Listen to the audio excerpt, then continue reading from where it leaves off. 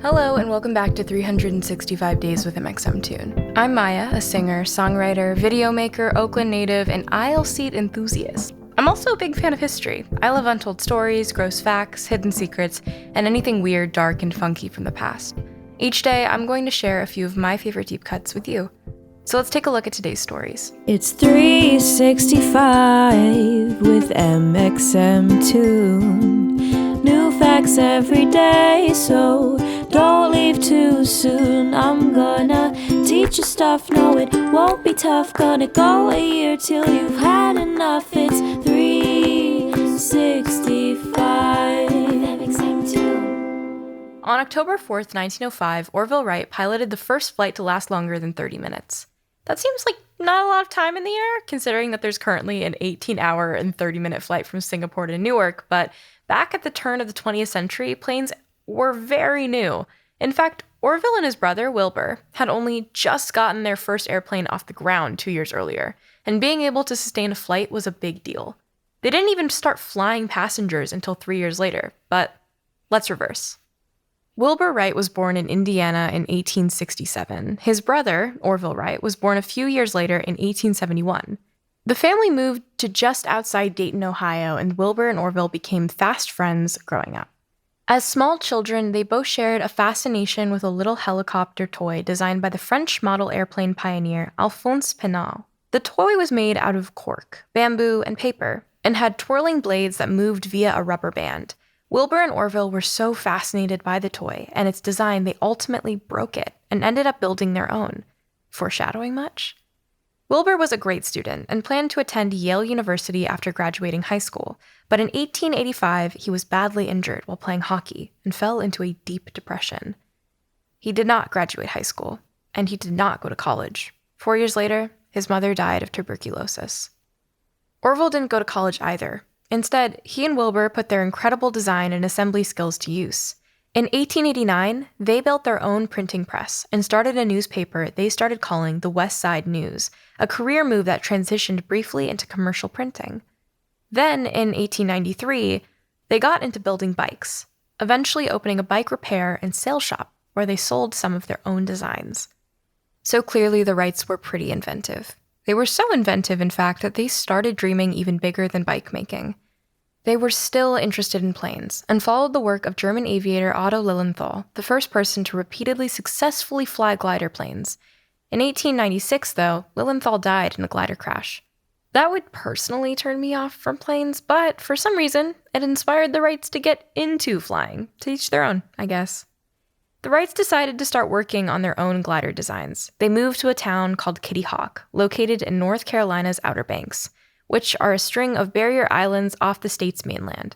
Also a great show on Netflix, but that's like a whole other story. Anyways, they chose Kitty Hawk because it was pretty windy, which was perfect for flights, and also sandy for soft landings. Brilliant designers that they were, the Wrights realized that they could get their plane designs to take flight if they constructed the wings using something called wing warping. For example, using a system of pulleys and cables to twist the wings in opposite directions in flight. They got the idea from watching birds, who change the shape of their wings as they fly. The Wrights spent several years testing out gliders, and eventually they managed to manifest something called the Wright Flyer, a powered, heavier-than-air machine that could be piloted by a person. Their hard work paid off. On December 17, 1903, when Wilbur managed to successfully fly the Wright Flyer for a full 59 seconds. That was when the airplane was born. For the next few years, the Wrights continued to work on and improve their invention. They moved back to Ohio and built 2 more airplanes. They built the third, Flyer 3, in 1905. Orville almost died during a flight in July, but the Wrights persevered, adding modifications throughout the summer. By September, Flyer 3 was able to sustain long flights, starting at 17 minutes for 11 miles. On October 4th, Flyer 3 had her big moment. She flew for over 30 minutes. I should point out, though, that we're sort of cheating with this podcast. The really big day was actually October 5th when it flew 24 miles, 38 kilometers, in 39.5 minutes. That was when the airplane was born, and the Wright design was ready for its close-up. After a few years of pitching their plane successfully, the Wrights eventually managed to score contacts with the U.S. Army and European companies. They continued to improve upon their design and do demonstrations for private companies and government officials. The airplane design was a huge success, and thanks to the Wrights, the doors were open for advancements in aviation. Wilbur died of typhoid in 1912, less than a decade after the Wrights' first successful flight. Orville died in 1948, watching his design evolve even closer to the major form of transportation the plane is today. And for our music fact of the day, we actually have a special guest. Amy Allen is an amazing singer, songwriter, and producer based in California. She's co-written a bunch of amazing songs like Back to You with Selena Gomez and my personal favorite, Adore You by Harry Styles. But today, she's here to talk about her 2018 release with Halsey that racked over 1 billion streams on Spotify. So October 4th, 2018, I remember waking up and being super anxious because a song that was very near and dear to my heart was coming out that day, called Without Me, that I wrote with two badass chicks, DeLacy and Halsey, and also with one of my favorite people in the world, Louis Bell, who also produced it. And it was just a really enjoyable write and a song that I felt very, very deeply and personally, and it was coming out that day, and so one of my best friends and I went pumpkin picking to keep my mind off of it. I was just shitting my pants. I was so nervous. But the song ended up doing, way better than I would have ever dreamed, and it was my first Billboard #1, and I just was so, so grateful to be a part of it. But that day was an absolute shit show because I was fucking terrified. Anyways, see you guys later. And for our final segment of the day, I'm going to go into my own photo archives and see what I was up to on October 4th in my life.